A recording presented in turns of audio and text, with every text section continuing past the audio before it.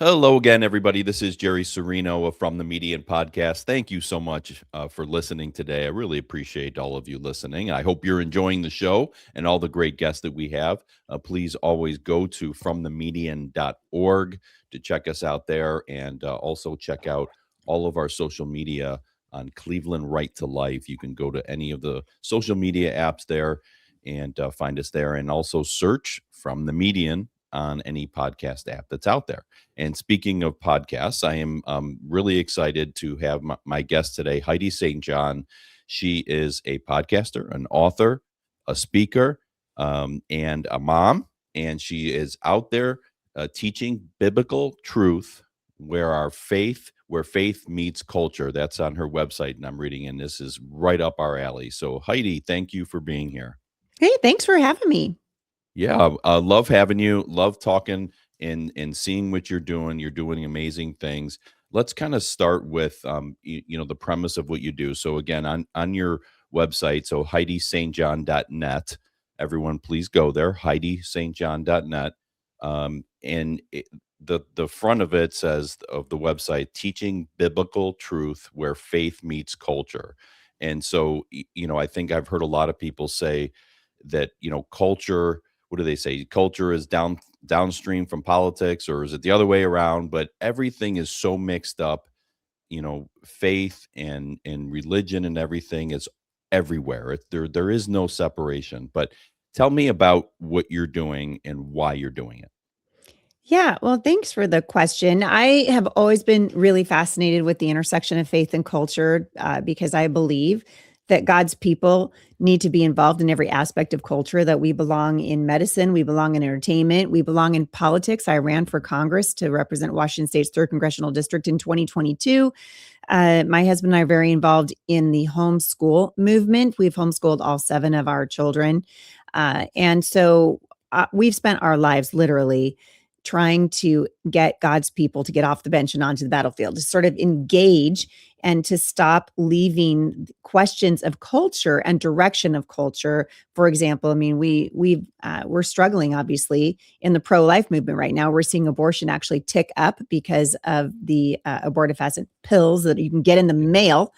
And if God's people would engage, I think we'd see a different culture that we live in. And so that's really been my heart. It's the heartbeat behind my podcast. It's the heartbeat behind Faith That Speaks, which is my women's Bible study. It's a kind of an online Bible study community. It's the heartbeat behind the Homeschool Resource Center, which has about 2,000 students here in the in the Southwest area of Washington State. So we got our fingers in a lot of different aspects of the culture. But what a time to be alive! What a time to be a Christian. Yeah, I love that attitude, because it can be very frustrating. Yeah. Right? Roe v. Wade is taken down, from as far as a constitutional, right, Yep. as it was interpreted. But yet we have the abortion pill being mailed to people, and women taking it in their own home with Devastating. It's it's devastating. horrible. And to obviously, we're talking about the murder of an innocent human being, but also we need to be talking about the damage this is doing to women. God did not make a woman to even think about taking the life of her own child. And a lot of these women are experiencing post-traumatic stress syndrome from watching a baby show up in the toilet below them. We're not talking about this like we need to. This is dangerous for women and obviously life-ending for the unborn. But it sits really at the feet of the church. And the church has been largely silent or feeling like this is political. So we don't want to talk about it, right? So we don't want to talk about it. We don't want to, I mean, heaven forbid we should mix up, politics and religion. And it's a terrible misunderstanding, this separation of church and state. And the left knew that we misunderstood it. And they ran that thing like a football all the way down the field. And we're having a heck of a hard time getting it back again. But I do think the wind is at the back of the pro-life movement. I think the young people, at least this is what I have discovered in my travels. Like our oldest daughter is 35 and our youngest is 15. So we have, quite the age span with our children. But I'm noticing that the rising generation is increasingly pro-life. And so the wind is at the back of the pro-life movement. The question is, what are we going to do with it? Yeah. No, great point. And I'm stuck on your oldest daughter being 35. Yeah. Shocking. Yes, it is. It's even shocking for me, I have to say. Yeah, Yeah. we have 8 grandchildren now. The oldest of our Excellent. grandkids is 13. So, Wow. the St. John family is just growing exponentially now. But my husband and I are coming up on 38 years of marriage, Oh, and, wow. it's been, a wild ride. We got married young. I was 19 when we got married, and, we always tell people one of the best things we ever did was get married young and have a passel of kids. Yeah, that's fantastic. Congratulations to you. Thank I you. want to ask you, one of the areas that you do focus on is the homeschooling, and I want to ask, because I have some friends and family who homeschool. We didn't. Would have kind of when we first had kids, we kind of wanted to, and then quickly it just wasn't for us. And there's no, Yeah. tell me about the decision to homeschool and why you did it and why what your kids benefited. Well, I think it's important to say I didn't want to homeschool either. Yeah, It was never in my plan. I couldn't understand why a woman in her right mind would want to stay home all day with her kids when a yellow bus would come and take them away for free. Like I was like, yeah, yeah. and I didn't have a paradigm for it. I went to a private Christian school. My husband graduated from a public school. We had no paradigm for homeschooling. But when the Lord really got my attention, it was when our oldest daughter was finishing up her second grade year in a public school in Oregon. Not a bad school. She had a great teacher. We actually didn't have a bad experience there. But I realized that it was altering our family dynamic. I did not like that I was giving this school the best hours of our daughter's day. And I'm getting her at the end of the day when she's tired and just wants to sit in front of cartoons with a bowl of Fruit Loops. That's Hmm. how I grew up. Me And too. so, yeah. And so really, the what changed was I went to enroll our second daughter in the public school and she missed the age cutoff by just 2 weeks. And I had this just precocious, really bright, little girl.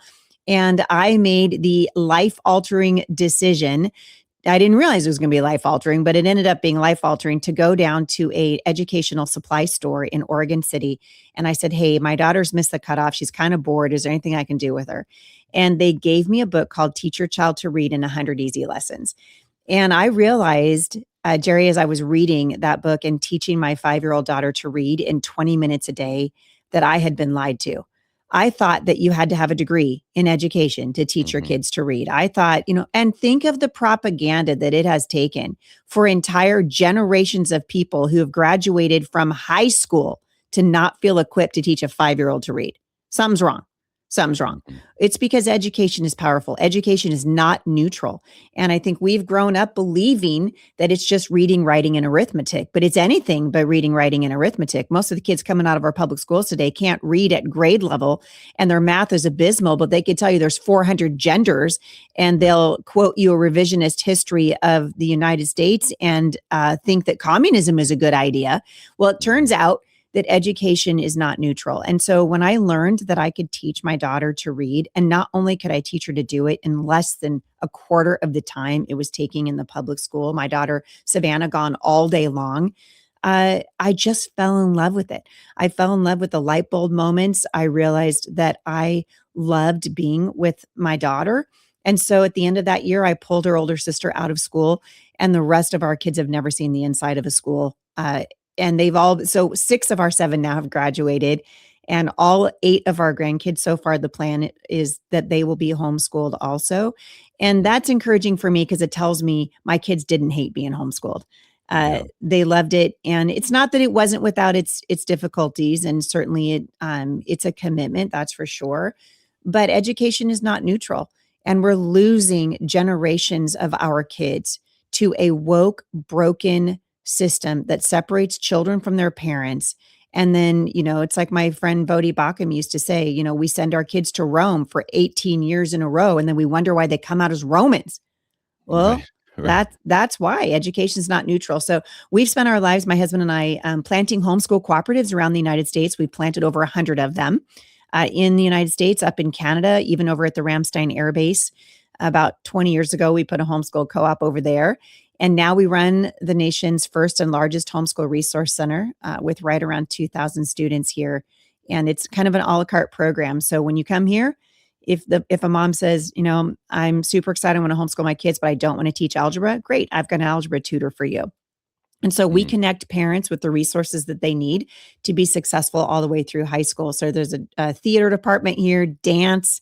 We're teaching the trades, automotive, the Constitution. Over 300 classes are being taught here at the Homeschool Resource Center, and you just pick off a menu.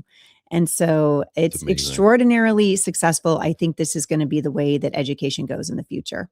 Yeah, that's amazing. And what technology has done as far as being able to do things remotely, like you said, hey, I have a tutor for you. You can do it like we're doing it right here. You can see, Exactly.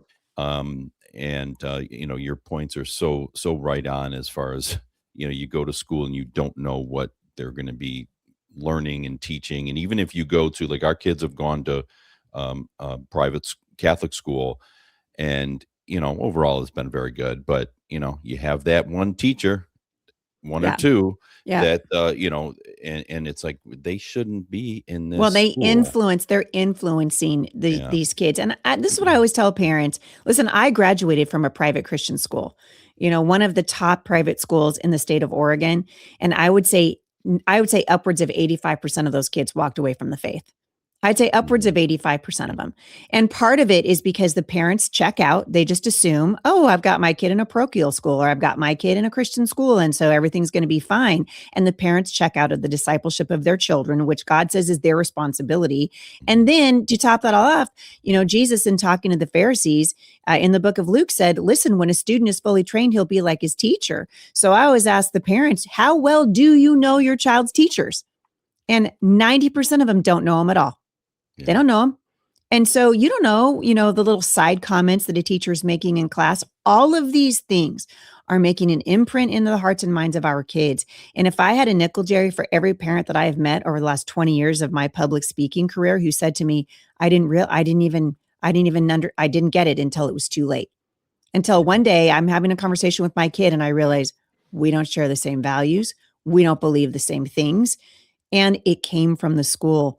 And it is heartbreaking to me. And I keep telling parents, this is actually your responsibility. Stay in there with your kids, Mhm. stay in there. And the schools, by their very nature, they separate children from parents, and they do it for the best hours of our kids' days. And so that is why I became such a proponent of home education. And I always tell people, listen, if you can't homeschool your kid, then the next best thing is to put them in a private school. But for the love of everything that's holy, don't put your kids in a public school. Our country, it is a 5-alarm fire. What is happening to this country? Every single year, we are cranking out by the hundreds of thousands, every June, every graduation, 18-year-olds who hate the country. Yeah. And that's coming from the schools. And it's going to be a huge problem in the next few years. Mark my words. Yeah. What do you think, based upon your experiences with homeschooling and all that you're doing with education, in regards to the college level? So I have two college graduates, some that are in college and more to come, and so on. And they've all come out strong, Hmm. thankfully, Yeah. very strong, and stayed in their faith and so on, and stayed strong and conservative. But man, oh man, what they face, the Yeah. professors, the other students, all the things that they're doing, and students are entitled to their opinions. I'm not Yep. saying they don't, but they're inundated in, as though what they believe, these woke leftists, they put it forward as though it's fact and Yeah. true. So that's one question: is it just as? I mean, I know the answer. It is just as bad. But the other side of the college thing is, man, are I felt like I've paid for college for a bunch of classes that are a waste of time. Because you did. We Because you did, did. absolutely, we did. Because you Yeah, did. Yeah. I mean, I yeah, agree, with my friend Charlie Kirk. I think for the most part, college is a scam. I don't know that, I would say a lot of the kids that are on these college campuses don't need to be there. They mhm, don't need to be there. We've made education into an idol in this mhm, country. It's yeah, an idol. And I've always wanted to ask, and we did do this. We just asked, we tried to determine from a very young age what was the natural gift and ability that our child came to us with. Because I think our kids are hardwired when the Lord gives them to us. Not every kid needs to go to college. Not every kid needs a 4-year degree. Why aren't we sending? We've demoted the trades.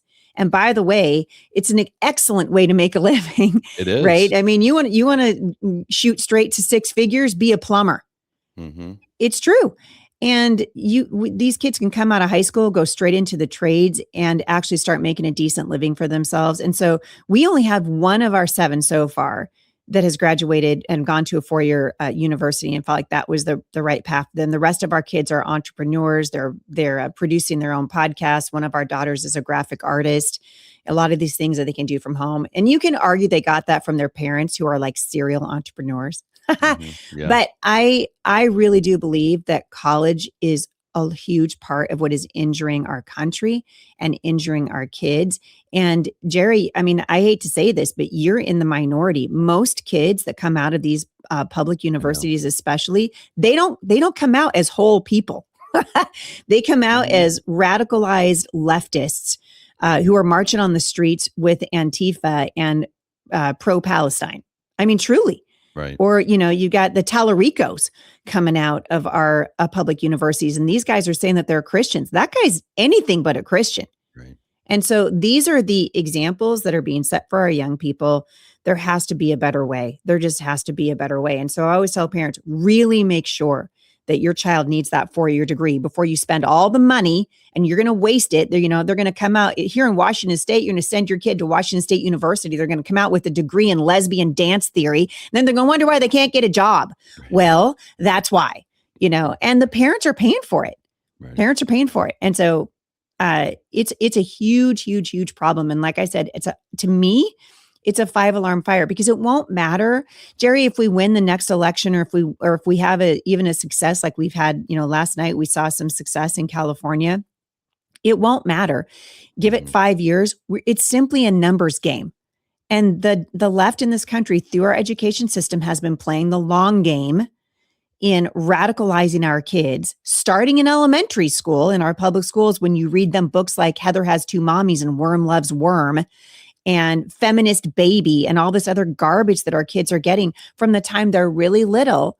So we put them in an educational coffin in about 10th grade. And then we send them off to a broken public university or a fake Christian one. And they nail that coffin shut and good luck getting your kid out of it. Mm-hmm. Not trying to hurt anybody's feelings, but that's the truth. No, it is. I mean, look, like I said, I have kids in college and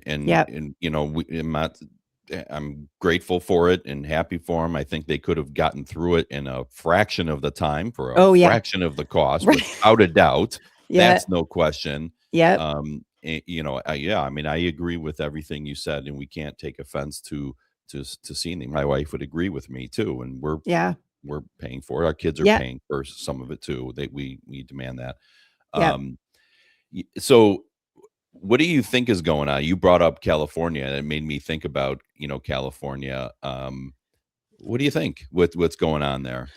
Well, I mean, I think there is change in the air. Everybody said, people are so angry at Trump over the war in Iran, whatever, we're going to lose the midterms. We didn't lose. I mean, we didn't lose the primaries. So far, when Trump is endorsing somebody, the Republicans are still getting behind him. And so I think for the dumpster fire that is X and social media, I do not think it is indicative of how the American public feels overall, given the fact that we've basically lived through 4 years of an invasion on our southern border and the persecution and prosecution and lawfare that was levied by the Biden administration against the pro-lifers who are just standing on sidewalks doing their thing. Yeah. I think that the American people are still overwhelmingly in favor of change toward a conservative. The balance in this country is way off. It's just way, way off. And California is just exhibit A. California, Oregon, Washington State, where I live, absolutely on fire here. Our taxes are through the roof. The crime is through the roof. Why? Because leftists have been given control of the government. Now, I do think we have problems with, we still have problems with voter fraud. Washington State and California for sure, and I think Oregon too, mostly mail-in voting. And so right now, like you've got Steve Hilton ahead, but they've got weeks to count the ballots, right? Yeah. And so Yeah. that's when you start to see, oh, never mind. You lost your lead and now look, now it's a Democrat. Now you're in a jungle primary and you got, wait for it, two Democrats that made it to the general election. So I think we could still see a lot of shenanigans in the days and weeks to come.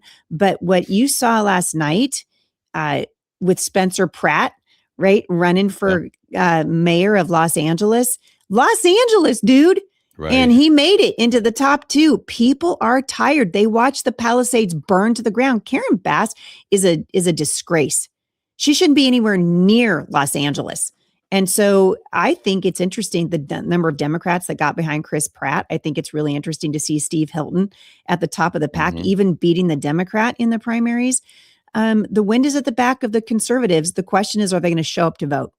So to me, what we have got to do and our efforts need to be here is the Get Out the Vote campaign. Every single conservative in Washington state, we lost to we basically have a communist governor now in Washington state.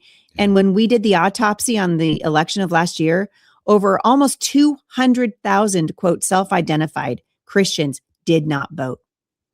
We didn't lose by 200,000. If these people just get up off their couches and stop watching Netflix long enough to care about their country, we could win. We could win.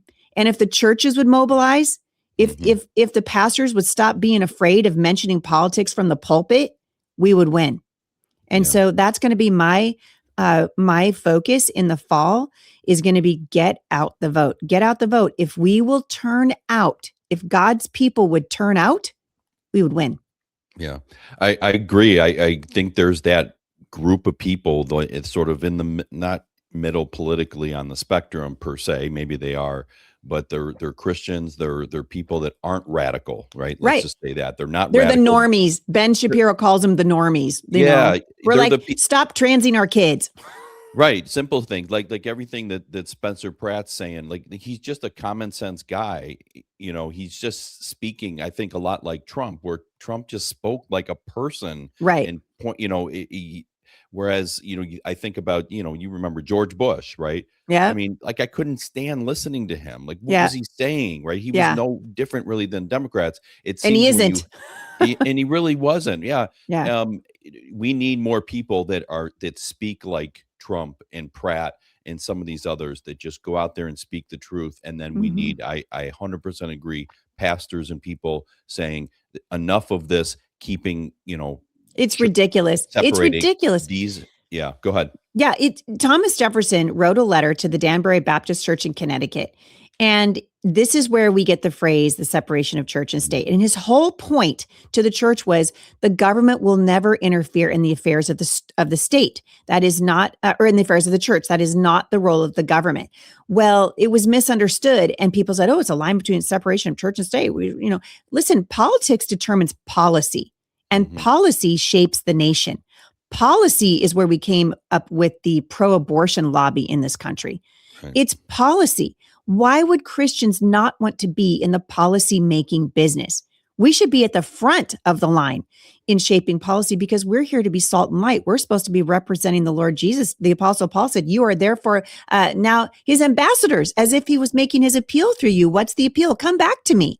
Well, how can you make that appeal if you refuse to engage in politics and we refuse to shape the policy of the nation? And now half of our policies or more are anti-God. My friend Ken Ham calls the public schools the anti-God schools. Jesus said, if you're not for me, you're against me.